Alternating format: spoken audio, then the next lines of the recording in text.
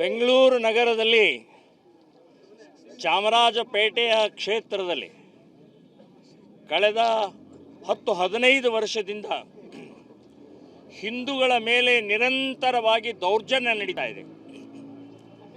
ದೇವಸ್ಥಾನಗಳ ಮೇಲೆ ನಡೀತಾ ಇದೆ. ಹಸು ಗೋಮಾತೆಯ ಮೇಲೆ ನಡೀತಾ ಇದೆ.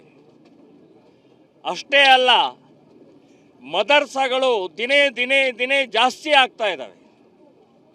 ಆ ಮದರ್ಸಾದಲ್ಲಿ ಬಾಂಗ್ಲಾದೇಶಿಗಳು, ರೋಹಿಂಗ್ಯಾಗಳು, ಪಾಕಿಸ್ತಾನಿಗಳು ಅಲ್ಲಿ ಶಿಕ್ಷಣ ಕೊಟ್ಟು ಅವರನ್ನು ಎಲ್ಲ ಕಡೆಗೆ ಹಿಂದೂ ದ್ರೋಹದ ಕೆಲಸ ಮಾಡುವಂಥದ್ದು ಮಾನಸಿಕತೆ ನಿರ್ಮಾಣ ಮಾಡ್ತಾ ಇದ್ದಾರೆ.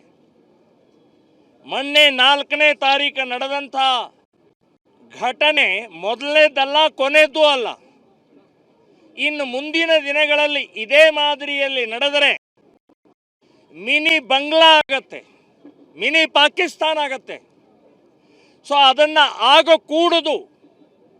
ಆಗಕ್ಕೆ ಅವಕಾಶ ಮಾಡಿ ಕೂಡುದು ಅಂತನ್ನುವಂಥ ದೃಷ್ಟಿಕೋನದಿಂದಲೇ ಇವತ್ತು ಓಂ ಶಕ್ತಿ ಮಾಲಾಧಾರಿಗಳು, ಅಯ್ಯಪ್ಪ ಸ್ವಾಮಿ ಮಾಲಾಧಾರಿಗಳು, ಹಿಂದೂ ರಾಷ್ಟ್ರ ಸಮನ್ವಯ ಸಮಿತಿ ಅಂತಂದರೆ ಎಲ್ಲ ಹಿಂದೂ ಸಂಘಟನೆಗಳ ಒಕ್ಕೂಟದ ವತಿಯಿಂದ ಪ್ರತಿಭಟನೆಯ ಎಚ್ಚರಿಕೆಯನ್ನು ಮೊದಲೇ ಹೆಜ್ಜೆ ಇಟ್ಟಿದ್ದೀವಿ. ಕೊನೆಯದಲ್ಲ, ಇನ್ನು ಮುಂದಿನ ದಿನಗಳಲ್ಲಿ ಎಲ್ಲೇ ಹಿಂದೂಗಳ ಮೇಲೆ ಅನ್ಯಾಯ ಆದರೆ ಮನೆಗೆ ನುಗ್ಗಿ ಹೊಡಿಬೇಕಾಗತ್ತೆ ಅಂತನ್ನುವಂಥ ಎಚ್ಚರಿಕೆಯನ್ನು ನಾನು ಕೊಡ್ತಾ ಇದ್ದೀನಿ.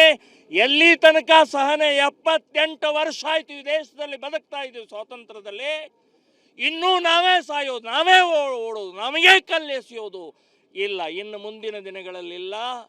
ನಾನು ಜಮೀರ್ ಅಹ್ಮದ್ ಅವ್ರಿಗೆ ಹೇಳ್ತಾ ಇದ್ದೀನಿ, ನಿಮ್ಮ ಕ್ಷೇತ್ರದಲ್ಲಿ ಏನು ಇಸ್ಲಾಮೀಕರಣ ಮಾಡೋಕ್ಕೆ ಹೊರಟಿದ್ದಾರಲ್ಲ ಅದಕ್ಕೆ ಅವಕಾಶ ಮಾಡಿಕೊಡೋದಿಲ್ಲ ಅಂತನ್ನುವಂಥದ್ದು ಭಾಳ ಸ್ಪಷ್ಟವಾಗಿ ಹೇಳ್ತಾ ಇದ್ದೀನಿ. ಒಬ್ಬ ಎಳೆ ಪಾಪ ಹುಡುಗಿ ಹಾರಿಕಾ ಇಲ್ಲೇ ಇದ್ದಾಳೆ, ಇವಳಿಗೆ ತಲೆ ಮೇಲೆ ಕಲ್ಲು ಎಸೆದ್ರೆ ಇನ್ನೂ ಭಯದ ವಾತಾವರಣದ ಕಾಲೇಜ್ ಹೋಗಿಲ್ಲ, ಅವಳು ಕಾಲೇಜ್ ಹೋಗೋಕ್ಕಾಗ್ತಾ ಇಲ್ಲ.